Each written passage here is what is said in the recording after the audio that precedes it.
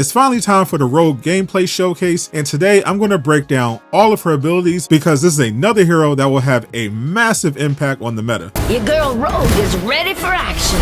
What to do, Durag Nation? My rivals confirm Rogue is a Vanguard, but due to her unique skills, there is no other Vanguard on the roster that is like her because Rogue can steal the abilities of every role in the game. This is a very complicated character with a huge skill ceiling, so definitely pay close attention to the guide so you can get an edge on everyone else when she arrives this Friday. First, Hulk smash that hype button so YouTube shares the guide and let's get it.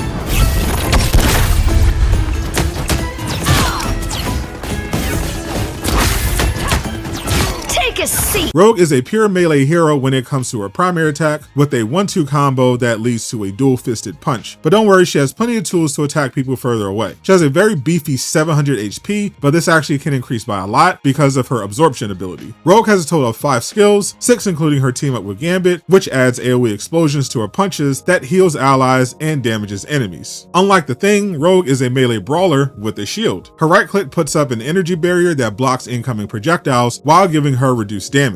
You can see her absorbing this damage as it turns red briefly, and then she uses her left click to dash forward and slam into an enemy, doing AoE damage with that same shield energy, which is the Chronovium that is now part of her abilities that she absorbed in the story. If you're worried about Rogue not being able to fly so far, don't be. The devs didn't forget. See, darling.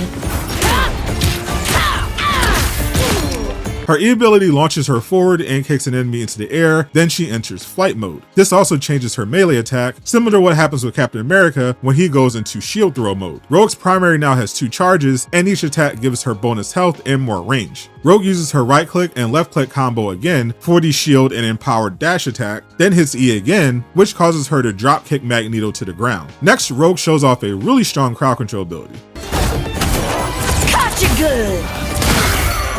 While chasing down Namor and Moon Knight, she activates her shift, which causes her to dash forward and throw out a big area effect of Chronovium energy that deals damage over time. Rogue is allowed to use other abilities while this is active and uses her shield to block their projectiles and gain damage reduction. After a few seconds, we see how this can be a powerful combo. The energy absorbs back into Rogue and pulls both Namor and Moon Knight directly to her so she can immediately end the shield and use the slam attack. This can also be a great way to pull the enemy out of position when she's brawling on the front line. This one has a 15-second cooldown. But next we see what is by far her most broken skill.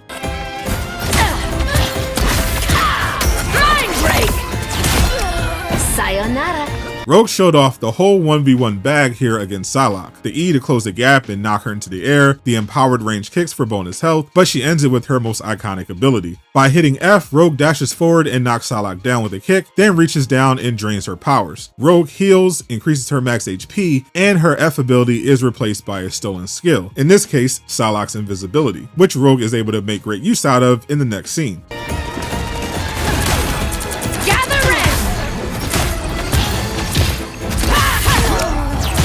She uses the invisibility to sneak on the point and then unleash her shift and E ability, which lets her do big damage while staying alive, increasing her HP up to 850 thanks to the bonus health. But her skill absorption ability comes with a big cost as it is on a 25-second cooldown. That will definitely separate the good Rogue players from the bad. Rogue has one ability she can take from each hero, so you should also go into the practice range to find out what she can take.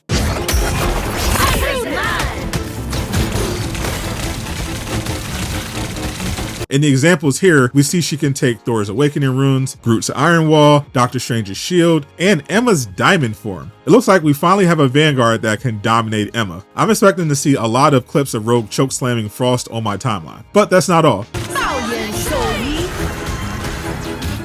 She can also take Jean's Telekinesis Burst, Iron Fist's Self-Healing, and Invisible Woman's Push and Pull. The skill expression on this character is truly insane, but they may have saved the best for last. Better watch out. I'm feeling a little touchy today. I take